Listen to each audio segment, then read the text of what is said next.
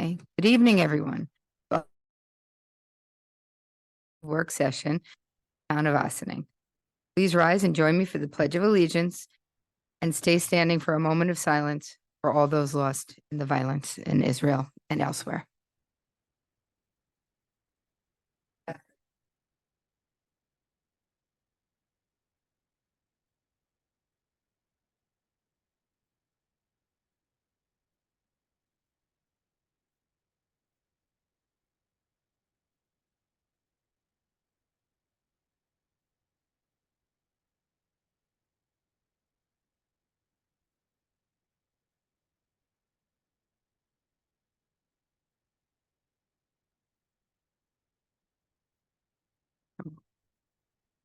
Okay.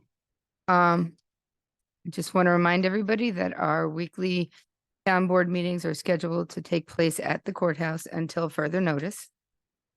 We have some events happening around town this week. This Thursday, October 19th at 7 p.m., O-Town Reads presents An Immense World, a community book club event at Hudson Valley Books for Humanity. Westchester Collaborative Theater fall fundraiser will be at Harbor Square Clubhouse on Saturday, October 21st at 5:30 p.m. The Sketchbook Art Show will be on Monday, October 23rd at the Hudson Valley Books for Humanity. On Friday, October 27th, the Ossining Boat and Canoe Club, there will be a presentation by our historian, Carolyn Curvin, on Sparta artist Alfred Agate and the U.S. exploring expedition of the 1838 to 1842. The event takes place at 7 p.m. Hi, Carolyn. Okay, just making sure. Mike Risco will host their annual Rocktober event at Mike Risco Music School on Saturday, October 28th from 12 p.m. to 3 p.m. The Ossining Recreation and Parks Department will be hosting the annual Trunk or Treat event on Main Street on October 31st, Halloween, from 6 p.m. to 8 p.m. The film screening of Attica will be held November 2nd at 6 p.m. at the Bird Arts Theater at the Ossining Public Library. Please register for that on the Ossining Public Library website. The Sing Sing Prison Museum will be hosting a fundraising event November 2nd at the Ossining Public Library starting at 5:30 p.m. It will be presenting on filmmaker Stanley Nelson. 2023 Camp Woods Holiday Craft Fair, coming soon, will be held Saturday, November 11th from 10 a.m. to 4 p.m. and Sunday, November 12th from 11 a.m. to 4 p.m. Do any of my colleagues have any announcements? And I will say that as we speak, there is a beautiful gathering of many interfaith groups at the Congregation Sons of Israel to come together in peace in this time of strife. So anyway, thank you.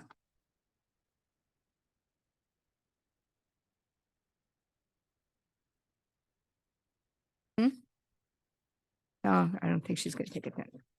Okay, so moving on. We're going to have a presentation by our very own town historian, Carolyn Curvin. Thank you, Carolyn. I've been looking forward to this. Check 1, 2. Thanks so much for this opportunity to present to the board and let you know what I've been doing and what I'm planning to do. But before I start, I wanted to start with a land acknowledgement and acknowledge that we are living, learning, and gathering on the ancestral homelands of the Sint-Sink, a Munsee-speaking Lenape people. The Sint-Sink ceded their land to Frederick Phillips in 1685 and seem to have been forced from the area soon after. And today we believe that many of their descendants reside in Wisconsin, Oklahoma, and Ontario. And we pay respect to the elders past, present, and emerging as we commit to building a more inclusive and equitable space for all. Thank you. So I thought I would start with how I started as town historian. And I was like, what is this position? I mean, I knew that Scott Craven had done it, and I knew it was obviously some sort of an official position since I was appointed to it. but what are we doing with like town historians that are appointed by the government?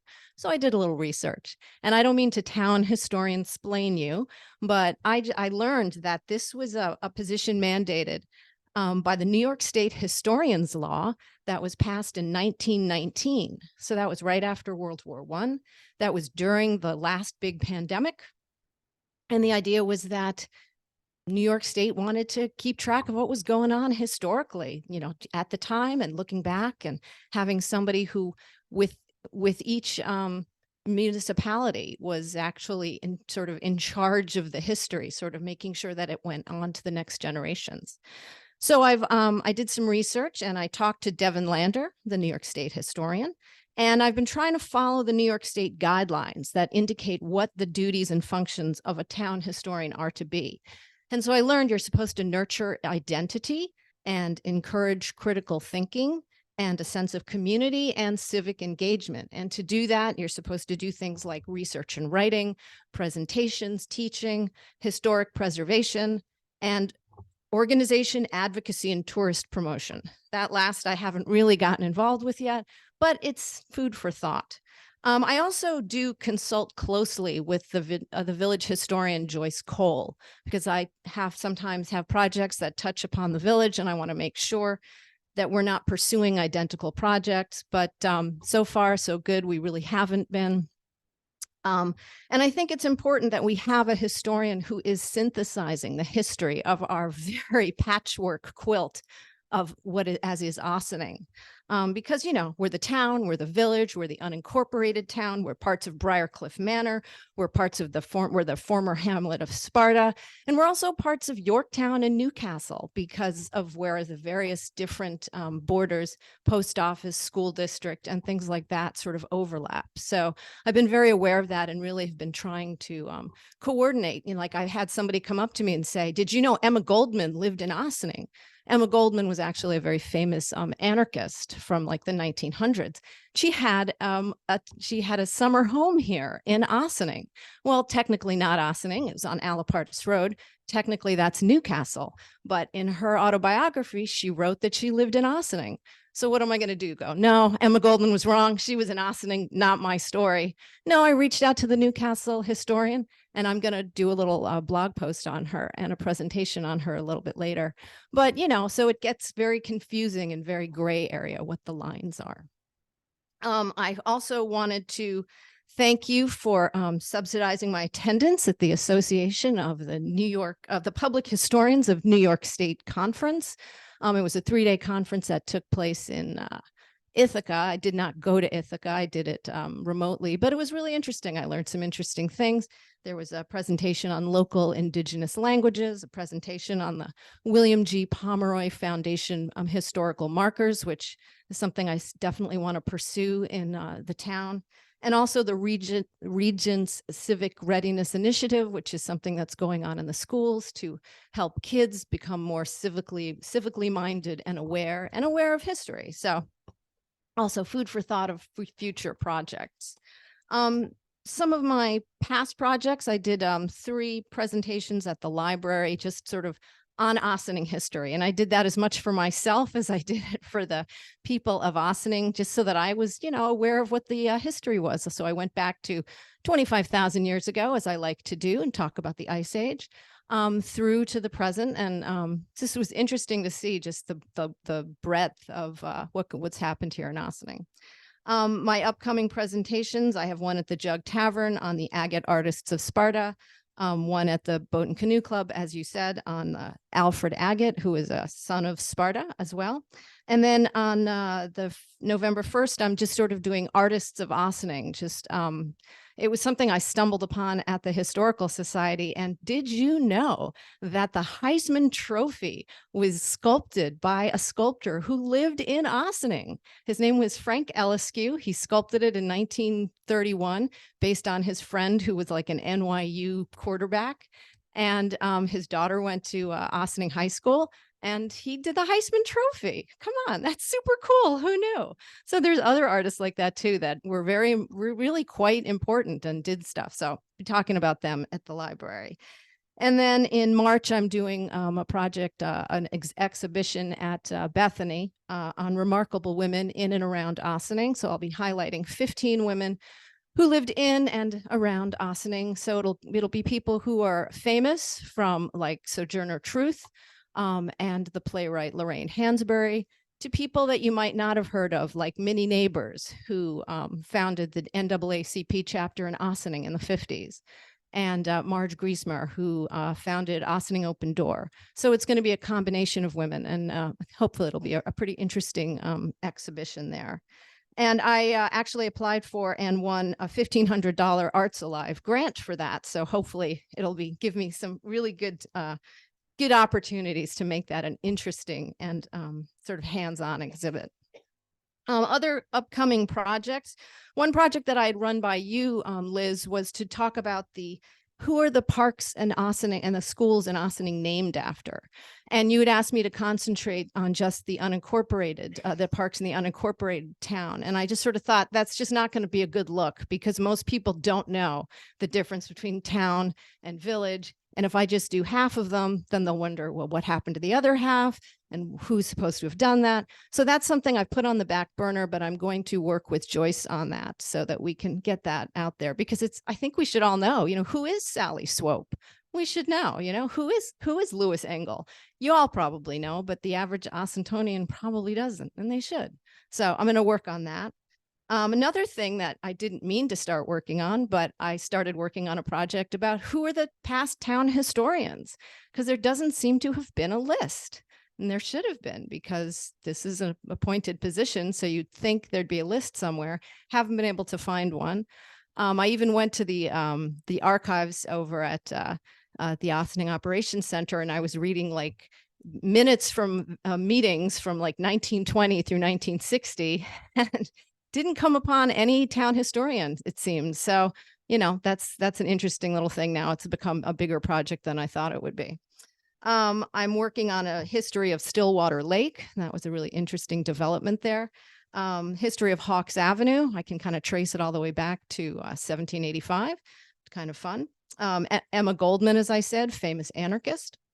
And I'm collaborating with Joyce Cole on the Revolutionary War veterans that are buried in Sparta, and Dale for the Revolutionary Westchester 250 project. We're hoping to do some sort of thing. We're still figuring it out. Something this time next year to highlight those Revolutionary War vets. And other things I've been doing is I mostly get lots of calls to ask me how I can get into the Ossining Historical Society. I pass those on to Joe Burton and to Scott Craven. Hope those people get into the Historical Society. And I did field a question from a gentleman named William Stump, who was from the Sons of Veterans of the Civil War, who was interested in finding out about the Parrott rifle, that cannon that is right outside of Nelson Park on South Highland.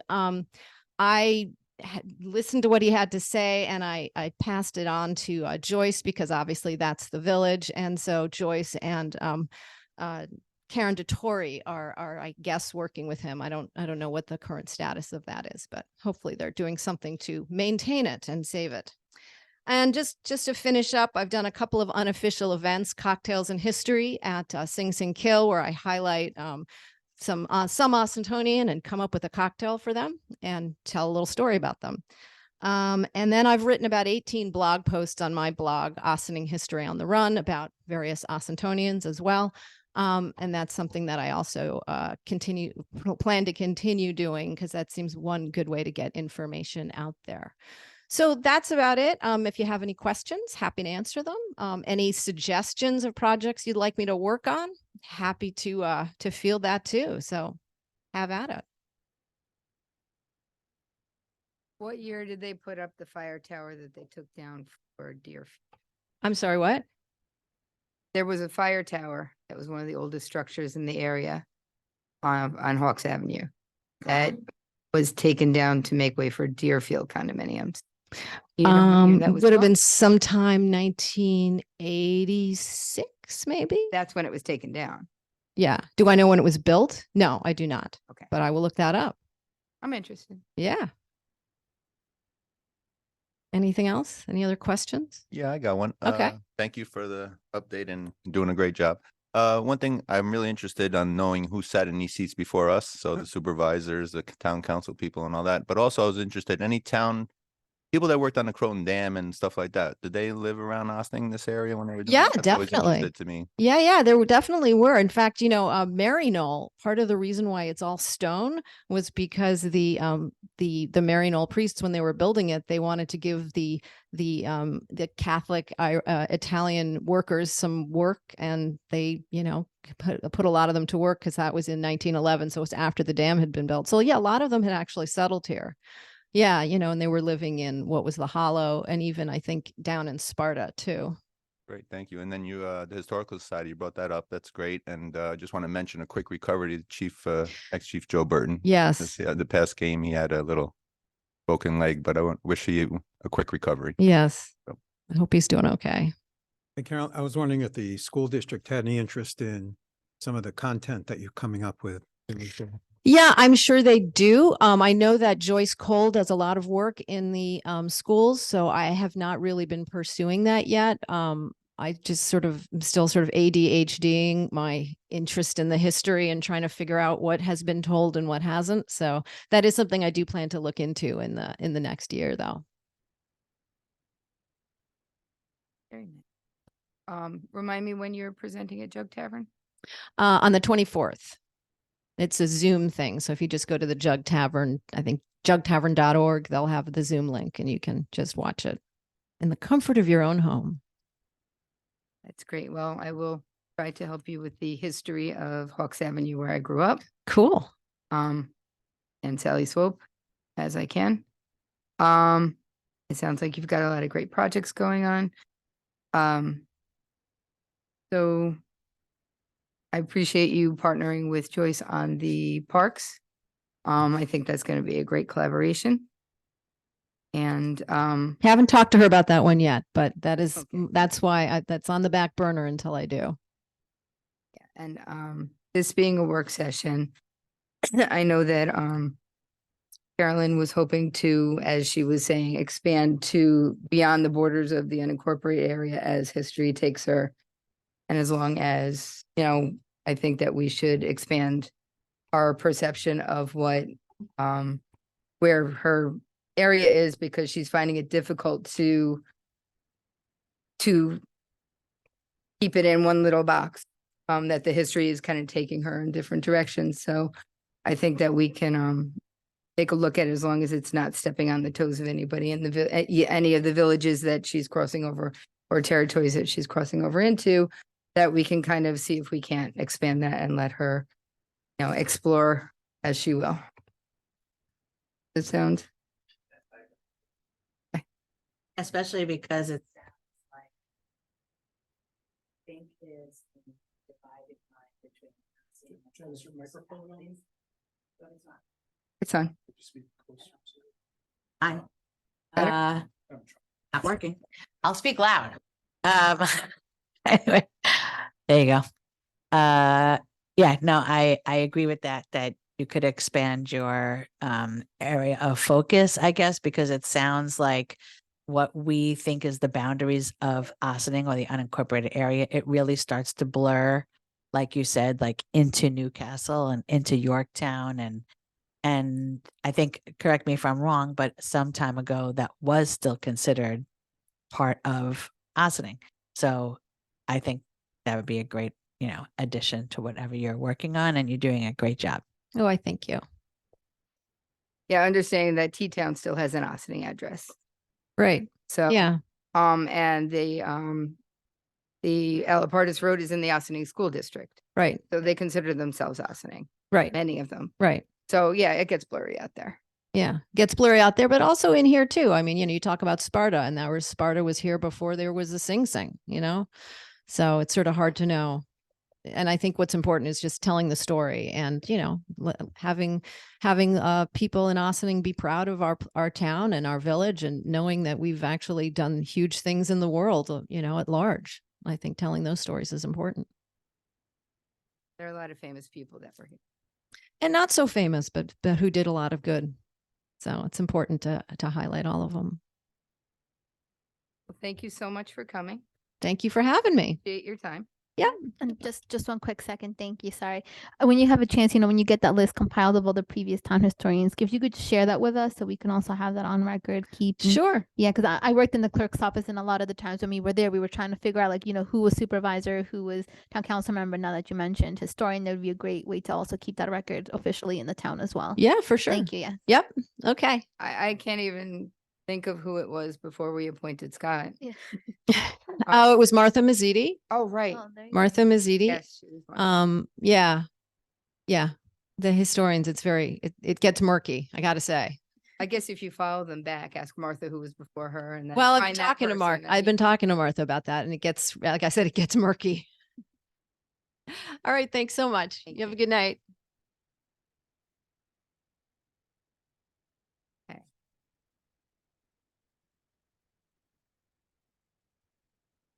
You don't have a wire plug. There we go. All right. Next, we are going to discuss the 2024 fee schedule. Do you wish me to start until Sue gets here? I think Sue is not going to be able to. She's okay. Good. I can Nope, start. she is not going to be able to get here. So Martha, do you want to talk or do you want me to? I can start with the charge point if you'd like. And Okay, then you'll we can start go with on. charge point. Okay. And then I will read all of these wonderful fees that Sue is recommending that we change. Just give me 1 second. Let me put this up. Unfortunately, our clerk got caught out of town and will not make it here, so we have anticipated that and we have her with us. Okay.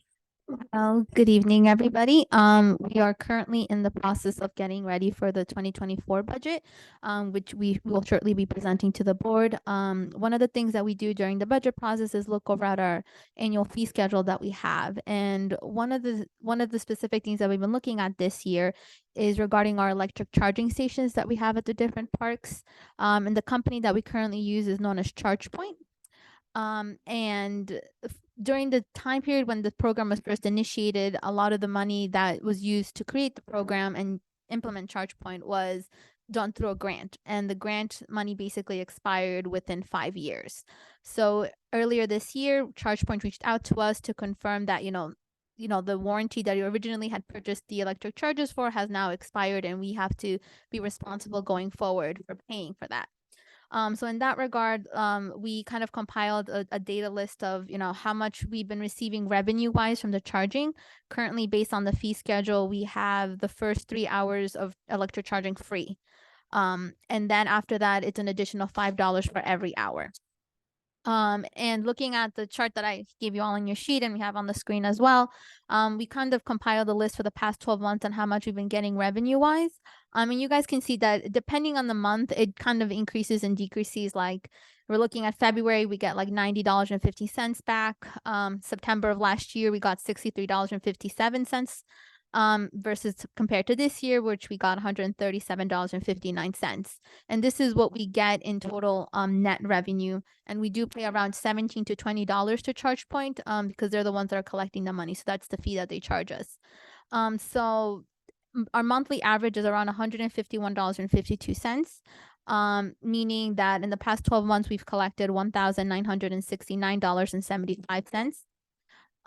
Now compared to the maintenance plan and commercial cloud plan that we have to pay annually going forward, it's $4,379. So as you can see, the gap between keeping and the warranty and the maintenance is not really on par with what we're kind of collecting revenue wise. So we have a couple of options that we were considering. Number one, possibly getting rid of the free charging for the first 3 hours and just start charging people off the bat $5 per hour, or start easing it off and having maybe have the first hour for free and then 5 hours going forward, or those are the two options that we've kind of been considering and we wanted to bring them to the board to discuss. Remind me where the locations are again. It's Lewis Engle Park. Right, so And we Ryder have Park? 2 at Lewis Engle Park, 2 at Cedar Lane Park by the Art Center, 2 at Ryder Park in the middle there, and 2 at, where's the last 2? I'm forgetting. So there's 8 total. There's 6, I think. 6. Okay, no, so that's it. Okay. And we were looking into putting them in Gerlach. Okay. Any other grant opportunities coming up further? You want me to? Go ahead. Okay, so the grant opportunities, and there are many, many grant opportunities to put in new charging stations. But I think that we want to understand who's going to maintain them going forward. Right as I was pulling the looking at Gerlach Park and some other areas to put new charging stations, and I got hit with the $5,000 bill to maintain them. And I think that we really need to, I understand that we need the infrastructure desperately for electric cars. I really personally feel that the state should be supporting it a lot more. I don't know that our taxpayers should be supporting charging people's electric cars. Making it available is great. And the grant supported it for 5 years, but now going forward, the more charging stations I put in, it's $1,000 per charging station basically for our community to maintain them. So I think that if we can get the revenue going from these to the point where they're going to sustain themselves, and absolutely, I'd like to put them everywhere and make it more convenient for everybody. But if it's going to be a drain on our tax base, I don't think that's fair to do going forward. So, and I'm working with the state, and they're going to be looking into providing more charging stations in the state and more accessible areas to the highways, which will be good. And the conversation continues. So I think that we're in kind of a middle area, and that it warrants looking into before we just put 150 charging stations that we're then responsible to maintain within our budget. So if we can increase the if we can actually charge, when we had the grant, it paid for it. So we gave it to the community for free. Now that it's on us, I think that charging for the getting paid for the electricity that's going into it. We have some residents that are just basically doing it every day. Is cheaper than charging in their own homes. So Yeah, I agree. Can you just repeat what the 2 options? So the 2 options, oh my God, sorry. The 2 options were, the number 1 is we could decrease it from being free the first 3 hours to possibly just the first hour free. And then the second option would be just to get rid completely of the free charging and just start charging people $5 off the bat for every hour. And the parks that we have them on are Engle Park, Cedar Lane Park, and Ryder Park. I just double checked, yeah. So we're locked in at those rates. We couldn't change the rates, make them higher. You mean charging them per hour? That is also an option if you guys would, want to keep the 3 hours and then maybe increase how much it is going forward. Who That owns could the also be an physical option. charging station? we do. And who owns the property that they're located on? We do. We do. We have to take the maintenance plan on this equipment? Yeah. It's not only a maintenance plan, but it's the internet connectivity that will charge their cards. And will, Yeah, the reason for my question is because if these equipment's 5 years older, they gotta be a little antiquated. I'm sure there's new technology out there too that. I do believe that we should look into replacing the ones at Engle Park. They've been a little problematic. Although, I will say the charge point has been good about, well, maybe not timely, but they have repaired them so far. But I think they've been under during some of these storms and floods enough times that maybe it's warrants looking into replacing those. The other ones seem fine. They have not been underwater repeatedly, so that's helpful. I definitely feel in favor. We should adjust the schedule for 2024.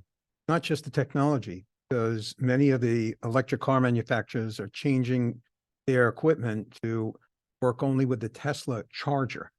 So that might be another consideration when looking at another provider. Good point. Okay, so is the board in favor of charging? All right, Charging for charging. right, so well, we need to think about, do we want to give the first hour free, or do we want to first half hour free? I think we bill in increments of an hour though. What is an average time of charging? No, go ahead. I was just wondering, what's the average time of charging of a vehicle? Is it your choice, like 3 hours, 4 hours, or is it to get fully charged is 6 hours? I think it depends on the vehicle and the charging station. So the Tesla ones are much quicker. They would be fully charged. I do know that we have several residents that just kind of park their car there all day, or for multiple hours at a time. I think if we were charging, that it would be available to more people. Yeah, I tend to think we should charge per hour without any time free at this point. I'm supportive of them. I think they're great, but I don't think the rest of our taxpayers should be paying for other people to leave their car there and charge all day. I agree. What benefit?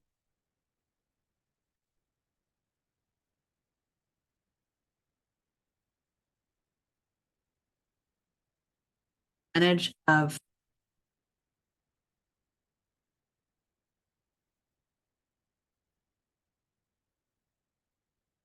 yes. Sorry. I don't know what to say. What I'm saying is.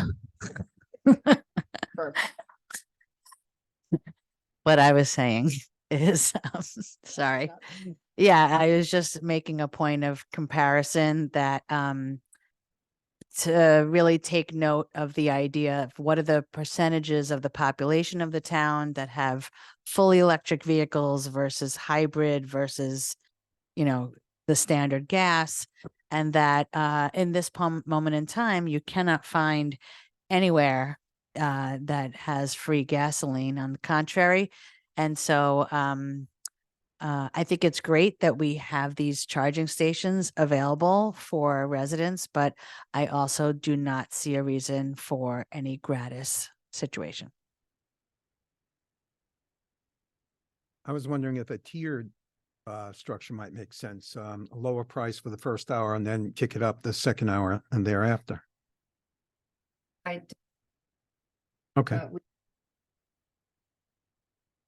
Yeah, we can definitely reach out to ChargePoint. And just to clarify too, we're looking at the fee schedule for 2024. So we wouldn't be making any changes up until January 1st. So, we'll be much more in discussion. We just wanted to bring this to the board and to your attention as we're going to be heading into budget board meetings. Right, and I know that the village is building a solar canopy down at the train station. And there will be more charging associated with that, opportunities available with that in the newer type of systems. So I think we need to look at how much availability is down there and we'll go from there. If they put 100 chargers, we probably don't need to put 2 more.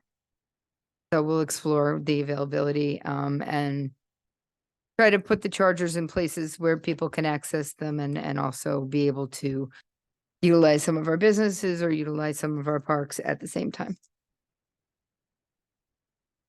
Good. All right, fee schedule.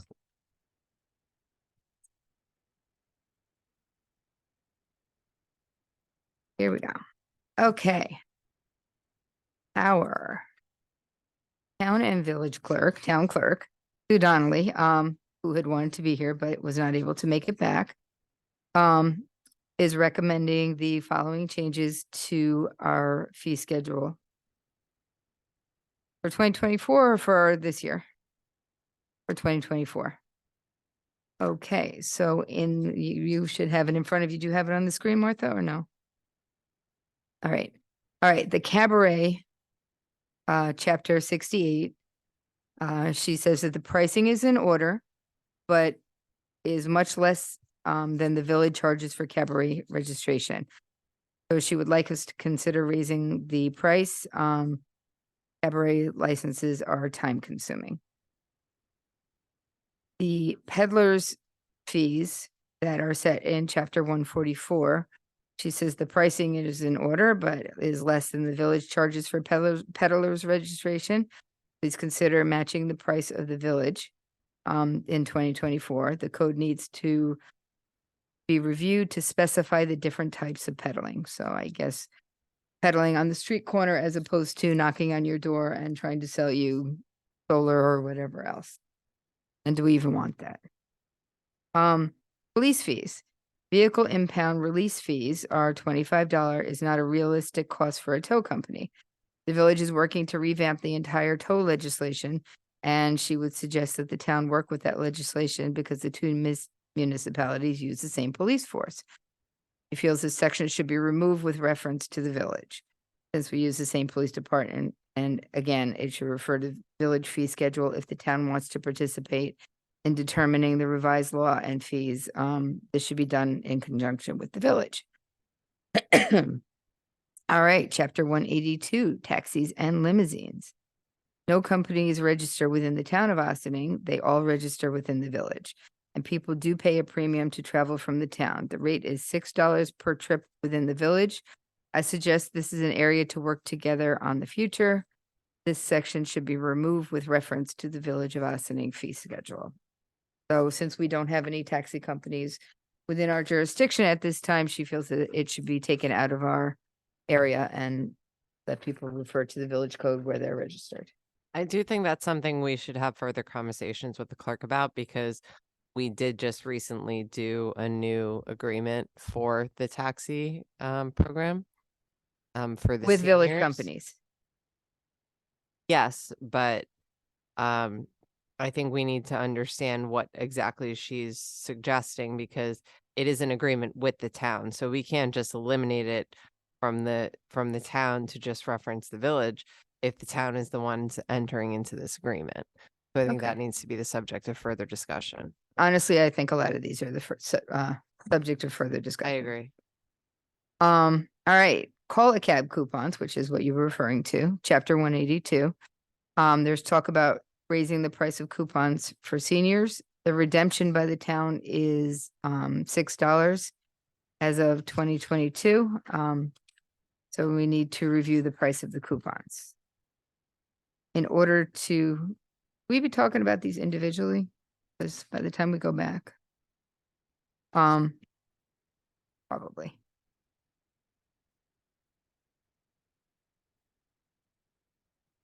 And a lot of, most if not all of these just reference the village and the recommendation to mirror the village. So I guess the question needs to be, what are the comparisons in what's being charged in the town and the village? And how may that different based upon the unincorporated town versus the village?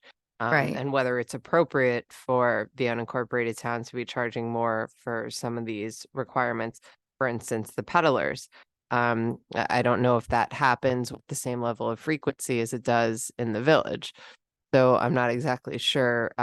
It might be helpful if Sue could come to a subsequent meeting and talk about what her experiences have been. I think she might be, hopefully she'll be here next week if we're having a legislative session. Maybe we put this on for an additional work session to have her kind of talk about what her experiences have been with the unincorporated towns, so that we understand how it compares to what she's dealing with the village, because it's not an apples to apples comparison as far as I can understand it. Yeah, I mean, the cabaret license, for example, I believe the village goes much more in depth. I mean, we look at all the same things. But we have very few of them, and doesn't seem to be. I know it's everybody has to sign off on it, the police, the building department, and everybody else, but we have so few. I don't think it's as onerous as some of the processes that the village goes through. So I think that's a real conversation. Do we want to do that to our businesses? To increase the fees? I don't know what the village charges for them, or do we want to leave ours the way it is? And that's a real conversation and something to think about. All right, so we're talking about taxi coupons. And in order to help us evaluate the cost of the town does have a liability of $3,963. So far, we have 3,963 coupons that have been redeemed for $6, which is $23,778. If all of the coupons that we have out were used. The revenue that we get back from them, if we charge the seniors $3 a coupon, would be $11,889. If we charge them $3.50, we'd be getting $13,870.50. And if we charge them $4 for the coupon, it would be $15,852. So the current pricing is $3. I don't want to raise it that much. I think seniors are having a very hard time. But it might be warranted to raise it a little bit. So we need to think about that. Towing service agreement would be for impounds only. Again, the village is working on a new code. We have to think about, do we want to?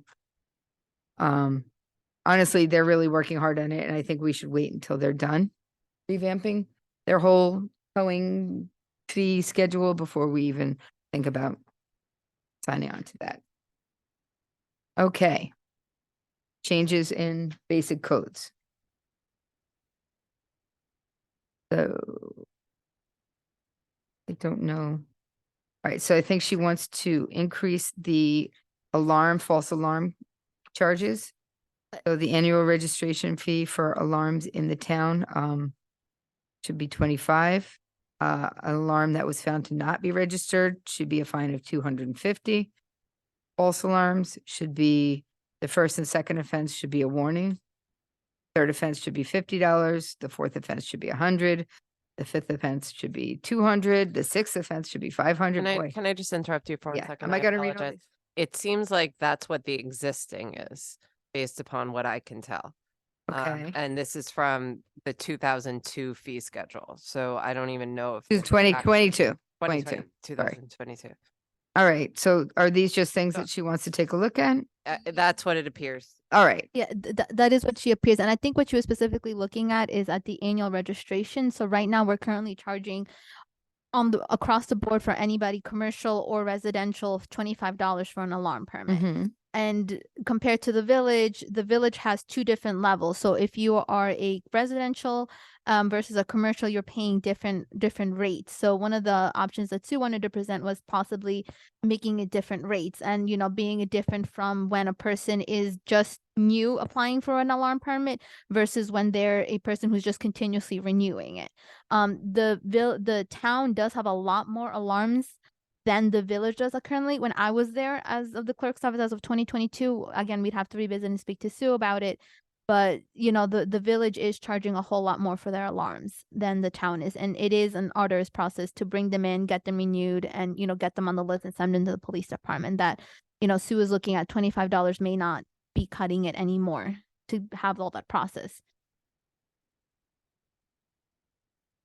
Here's the small issue I'm having with reviewing Sue's memo, is that she's repeatedly referring to the what the village charges, and we don't have that information in the documents or the attached. So I really don't think we can make any decisions about raising or lowering or equaling what the village charges, because we don't have that information in front of us right now. Yeah, I agree with Jen. I'm generally open to the recommendations based on what Sue said, but I would like to see a little bit closer comparison. So do you want to hold the conversation over until we can have Sue talk with us, and also have the fees more available so we could have the village fees at the same time? Okay. So I am just gonna kind of go over the ones so that you can have it in your head. The ones that she would like us to look at are the alarm fees, the cabaret fees, the dog fees, the peddlers fees, and dog park. Just for the record, the dog licensing fees, if I'm remembering correctly, the town does that for both the town and the village. So I don't Yes. think there would be a comparison for the village. I think Yes. the idea with the dogs is that because everything was settled over to the village. Oh no, wait, No, to the town, to the town. to Yeah. the town. Okay. Supervisor, just going back to the alarms, or maybe Martha, is that fire, burglary, medical, everything. alert? That's all Yeah. the alarms. Yeah, and compared just together. to speak about that, just in the top of your mind, and I know this just because I was in the clerk's office as a little over a year ago. So it's $50 for registration and $40 to renew if you're a resident. Those are the prices for the alarms. And if you're commercial, it's $75 when you first register, and then $50 for an annual registration going forward. Beautiful. that's what we're kind of looking at. But yes, we will definitely keep this in mind, and we will definitely speak to the clerk about, you know, giving a much better comparison between both of them, and that way you guys can have that present. So we'll move this to another work session, or possibly a special work session during a legislative meeting. Okay, I Very agree. helpful. Okay. So that is what we had for our work session. Thing colleagues would like to add? No, I just said in a perfect world, it'd be good that the village and the town's fees were the same, so it'd be easier for the clerk's office to operate, but we have to see what the type of work is between. Yeah, so again, like we were saying, we're looking at this going forward for 2024. So like we'll be continue bringing these up during budget meetings, and you know, come the reorg meeting, then we'll be looking and accepting these as well. Okay. Great.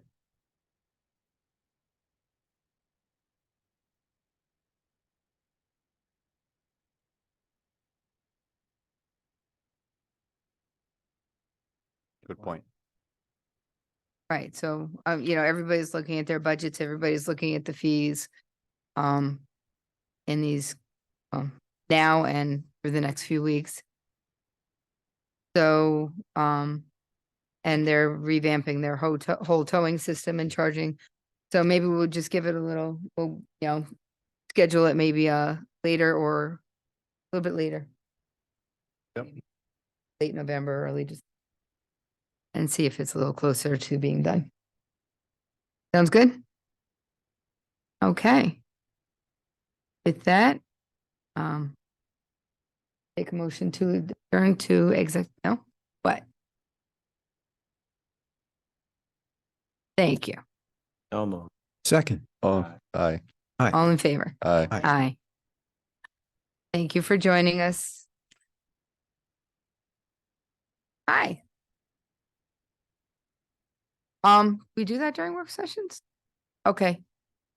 Usually no?